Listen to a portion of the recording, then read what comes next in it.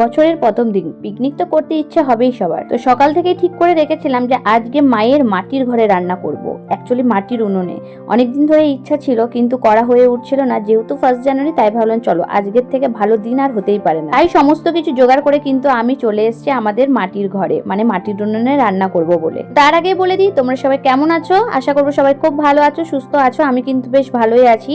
নতুন দিনে নতুন বছরে তোমাদেরকে আরো একবার আমার চ্যানেলে অনেক ওয়েলকাম এবং অনেক ভালোবাসা। তো চলো ব্লগটা কিন্তু এবার শুরু করা যায়। তো আমি এখন সবজি কাটার জন্য বসে পড়ছি। সবজি বলতে পেঁয়াজ, আদা, রসুন এই আর কি। তো শুধুমাত্র মাংসই রান্না করব, আর অন্য কিছু রান্না করব না। আর মাকে সকালবেলায় বলে দিয়েছিলাম যে বেশি করে তুমি ভাত রান্না করে দেবে, ওটা রাত্রেবেলায় শুধুমাত্র গরম করলেই হয়ে যাবে। আমরা সবাই রাত্রেবেলায় মাংস ভাত খেয়ে নেব, কিন্তু বাবা খুব একটা রাত্রেবেলায় ভাত পছন্দ করে না, যার জন্য কিন্তু মা বাবার জন্য রুটি বানাবে। বাবা খুব জোরের উপর 4টের মতো রুটি খায়, মানে 3:30 খায়, তো আমরা 4টে-5টার মতোই করি। তো সে যাই হোক, তো মা তো এদিকে আটা মাখা আরে করছে, আর এইদিকে আমি আমার সমস্ত এই যে পিকনিকের জোগাড় করছি। তোমরা হয়তো অনেকেই ভাববে যে বিদ্যুৎ কোথায় গেছে, তো বিদ্যুৎ চলে গেছে কিন্তু মাংস আনার জন্য। আর হ্যাঁ, আমাদের মাংসটা আনতে কিন্তু অনেকটা লেট হয়ে গেছে, এখন প্রায় 7টা 20 মতো বাজে। অ্যাকচুয়ালি তোমাদের দাদাভাই দুপুর 2টোর সময় ডিউটির থেকে এসেছে, 2-2:30টার সময়। তারপর একটুকে আমি বলেছিলাম যে একটু রেস্ট নিয়ে না, তো একটু রেস্ট নিতে নিতে ওর অনেকটা দেরি হয়ে গেছে, তার জন্য এখন গেছে ও কিন্তু মাংস আনার জন্য। এদিকে সবজি কাটার টাইমে দেখলাম যে আমাদের বাড়িতে কিন্তু ধনেপাতা প্রায় শেষ হয়ে গেছে। তাই বললাম কোনো চিন্তা নেই, আমাদের যেহেতু অল্প স্বল্প জায়গা বাড়িতে আছে যেখানে আমরা টুকটাক জিনিসপত্র লাগিয়ে রাখি, মানে বেগুন টেগুন এইসব, তো ওখানে আমরা কিছুটা ধনে বীজও ছড়িয়ে দিয়েছিলাম। তো এই যে দেখতে পাচ্ছ কি সুন্দর সুন্দর ধনে গাছ হয়েছে। আর 2টো জায়গা আছে, মানে 2 জায়গাতে আমাদের মাটি রাখা আছে, একমাত্র এই টুকটাক ঘরের নিজের হাতের জিনিস খাবো বলে।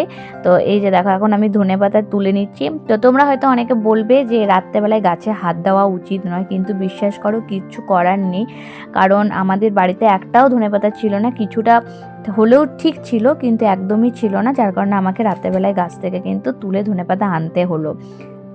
আর এদিকে দেখতে পাচ্ছ বিদ্যুৎও বাড়িতে চলে এসছে মাংস টাংস নিয়ে। আর এই যে দেখো লাল লাল আজকের মাংসটা কিন্তু বেশ সুন্দর, জানো তো। আমি মাংসটা যখনই এনেছে তখনই আমি মা দুজনে কিন্তু বলে উঠেইছি যে আজকে মাংসটা বেশ সুন্দর দিয়েছে। তো এখানে মা বলছিল যে আর কাটবো, হ্যাঁ একটু ছোট ছোট পিস করে দাও, তাহলে কি বলতো মাংসটা না ভালোভাবে মশলাটাও ঢোকে আর খেতেও কিন্তু বেশ ভালো হয়। যেহেতু মাটন অলরেডি অনেকটা দেরি হয়ে গেছে, একটু ছোট পিস করে দিলে কি হবে, রান্নাটা তাড়াতাড়ি হবে আর খেতেও কিন্তু বেশ টেস্টি টেস্টি লাগে। আর একটু কষা কষাই করবো যেহেতু রাত্রেবেলায়, সেই জন্য। তো এদিকে মা তো ধুয়ে দিচ্ছে আমাদের মাংসটা, আর এদিকে আমি আবার চলে এসেছি রান্নাঘরে, কারণ আমার কিছু পরিমাণ পেঁয়াজ কম পড়েছিল, মানে মা বললো যে এইটুকুনি পেঁয়াজে হবে না, আর একটুখানি পেঁয়াজ দিতে হবে কষার জন্য। তো সেই জন্য দেখো আমি আবার পেঁয়াজ কাটতে বসে গেছি। আর বিশ্বাস করো পেঁয়াজগুলো এত পরিমাণে ঝাঁঝ ছিল, রীতিমতো যতক্ষণ আমি পেঁয়াজ কেটেছি ততক্ষণ আমি কেঁদেই গেছি এরকম একটা ব্যাপার। তো তারপরে পেঁয়াজটা যে আমি তো কাটছিলাম, আর এইদিকে দেখো মা উনুন ধরে দিচ্ছিলো। অ্যাকচুয়ালি এই উনুনটা মা ছাড়া কিন্তু আমরা কেউই ধরাতে পারি না, সেই জন্য আবার মাকে ডেকে নিয়ে এলাম। তো মা দেখো এখন আমাদেরকে উনুন টুনুন সব ধরিয়ে দিচ্ছে। আর পিকনিকে এটাই হচ্ছে সবচেয়ে বেশি মজা, যেটা হচ্ছে সবাই মিলে একসাথে কাজ করা। এই যে যেমন দেখো মা কিন্তু আমাকে মাংস ধুয়ে দিয়েছে, আর এদিকে দেখো উনুনটাও ধরিয়ে দিচ্ছে। আর তোমাদের দাদা ভাই নিয়ে বসে আছে বাবুকে, আর বাবা একটু বাইরে বেরোতে গেছে। তো আমাদের 5 জনের ছোট্ট পিকনিক, তো আমরা 5 জন মিলে কিন্তু কাজ করছি। আর তোমরা হয়তো অনেকে ভাববে যে মা কাঠগুলো কোথায় পেলো, অ্যাকচুয়ালি আমার মা কিন্তু ঘরে মুড়ি টুড়ি ভাজে, তো মানে চাল ভাজে মুড়ি তৈরি করে, সেই জন্য কিন্তু আমাদের ঘরে কাঠ কয়লা ঘুঁটে এইসব কিন্তু ঘরের মধ্যে রাখা থাকে। সাধারণত আমরা উনুনে রান্না করি না, মানে কাঠের জালে রান্না করি না, কিন্তু যেহেতু অনেক দিন থেকে ইচ্ছে করছিল কাঠের জালে রান্না করব, সেই জন্য আজকে বিশেষ করে আজকের থেকে ভালো দিন তো আর হতে পারে না, সেই জন্য ভাবলাম চলো 1 জানুয়ারি দিনটাই সবচেয়ে ভালো কাজে লাগানো যায়। আর এইসব কাজ আমার ছেলে দেখতে পেয়েছে, তাই কি আর ওর বাবার কাছে থাকে। আর দেখো ঠিক কিন্তু চলে এসছে আমাদের কাছে যে ঠাম্মি কেমন ভাবে কি করছে, মা কি করছে সেগুলো দেখার জন্য। তারপরে আমাদের মধ্যে ঠিক হলো যে এখন পিকনিকটা করে দিই 1 জানুয়ারির দিন, যখন পৌষ পার্বণ আসবে সেই দিনও কিন্তু আমরা পিঠে বানাবো, মানে পৌষ পার্বণের আগের দিনে যে পিঠেটা বানানো হয় সেটা ভেবেছি এই উনুনেই বানাবো। তো জানি না কতদূর কি হবে না হবে, যদি মানে অবশ্যই তোমাদের সঙ্গে শেয়ার করব। তো চলো আস্তে আস্তে আমার ব্লগটা আরও দেখতে থাকো, আরও অনেক অনেক মজার ভিডিও আছে। তো এদিকে আমরা ঠিক করলাম যে পাঁপড় ভাজবো। তো ভাবলাম যে শুধু ভাত চাটনি দিয়ে খাবো, মাংস দিয়ে খাবো, তো একটু পাঁপড় ভাজলে কেমন হয়। তো সেই নিয়ে এখন আমার আর মায়ের মধ্যে আলোচনা চলছে যে কি পাঁপড় বাড়িতে রয়েছে না রয়েছে। আর এদিকে তোমাদের দাদা ভাই চলে এসছে যে সমস্ত কাজকর্ম ঠিকঠাক গোছানো হলো কি না। আমি এখন মাংসটা দেখাও, মাংসটা ম্যারিনেট করতে বসেছি। ফার্স্টে কিন্তু দেবো আমি দই, টক দই, আর এখানে কিন্তু মা আগের থেকে হলুদ লবণ তেল দিয়ে রেখেছে। তার সঙ্গে চুপ কর না, তো তার সঙ্গে আমি দাঁড়াও এই যে টক দই, এটা কিন্তু আমি ফার্স্টে দেবো। চামচও দিয়েছে নাকি, চামচও দিয়ে দিয়েছে। দারুণ দই।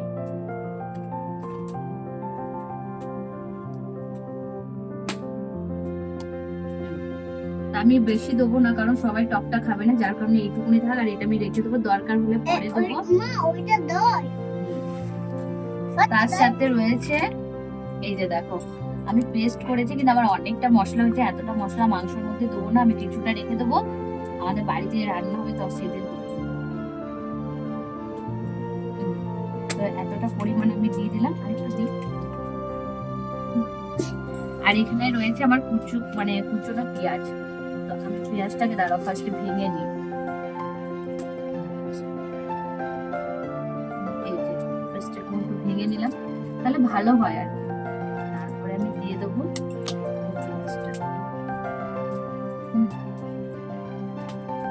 আর এইটুখানি আমি তেলে দেবো। বিমান ওই তেলটা নিয়ে আয় তো, বিদ্যুৎ দাও তো। ঠিক আছে, তো মা তো এখানে কিছুটা পরিমাণ তেল আগে দিয়ে রেখেছে, কিন্তু আমি আর একটুখানি দেবো।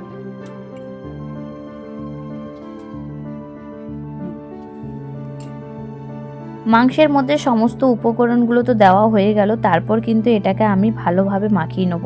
আর বিশ্বাস করো আমাদের লঙ্কাগুলো এত ঝাল, তাছাড়া আমার ঝাল লাগবে বলেই কিন্তু আমি এখন হাতের মধ্যে একটা প্লাস্টিক পরে নিয়েছি। আর হ্যাঁ ভাই, আমাদের বাড়িতে কিন্তু কোনো গ্লাভস নেই, আর আমরা সাধারণত গ্লাভস ইউজও করি না।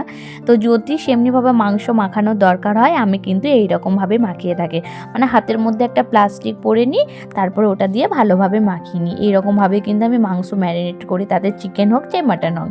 তো চলো এখন ভালোভাবে চটকে মাখিয়ে নিই। আর এই যে দেখো তোমাদের দাদাভাইকে আমি তুলে দেখাচ্ছি যে দেখো চর্বিটা কে খাবে বলো তো। তো বাবু বলছে আমি খাবো, আমরা না তুই চর্বি খাস না, ওগুলো বড়রাই খাক, বাচ্চাদের খাওয়ার কোনো দরকার নেই। তো এদিকে দেখো আমি বসিয়ে দিয়েছি কিন্তু তেল, মানে আমি বসাইনি, মা করে নিচ্ছে। মানে মা ভাবলো যে প্রথমে পাঁপড়টা ভেজে নিই। তো আমাদের এখানে দু রকমের পাঁপড় ভাজা হয়েছিল, একটা লম্বা লম্বা সরু জানি না কি পাঁপড়, নাম বলতে পারবো না, মা বলছে ওগুলোকে মুড়ি পাঁপড় বলে। তো সে যাই হোক, আর আরেক ধরনের ভেজে নিয়েছিল যেগুলোকে তো হচ্ছে মানে আঙ্গুলে ভরে যেসব পাঁপড়গুলো খায় ওই রকম ধরনের একটা পাঁপড় ছিল, ওই পাঁপড়। তো আমরা পাঁপড়টা ভালোভাবে ভাজার পরে কিন্তু একটা শুকনো প্লাস্টিকে একদম টাইট করে বেঁধে রেখে দেবো, তাহলে খাবার টাইমে কিন্তু আর মেয়া লাগবে না। আর আমি তো করছিলাম আমার কাজ, যেটা হচ্ছে মাংস ম্যারিনেট। আর এদিকে আমার ছেলে বসে এখন গল্প করছে, দেখছে যে কি হচ্ছে।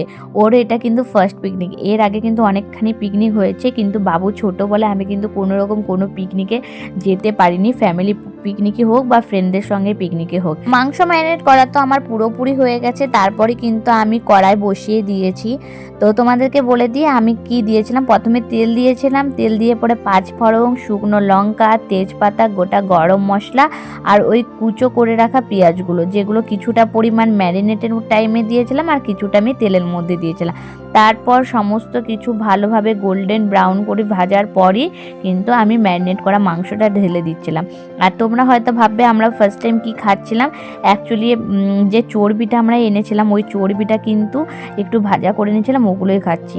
এইসব রান্না করতে করতে কিন্তু আমাদের সঙ্গে একটা বিরাট কাণ্ড ঘটে যায়, যেটা হচ্ছে মাংস রান্না করতে করতে না 1 জার জল কিন্তু আমি উনুনের মধ্যে ঢেলে ফেলি, তারপর আবার উনুনটা নেমে যায়, মা আবার উনুন ধরিয়ে দেয়, তারপরে কিন্তু আবার রীতিমতো রান্না বান্না শুরু হয়। কি বলবো, আমাদের যা পিকনিকটা যা হয়েছে না।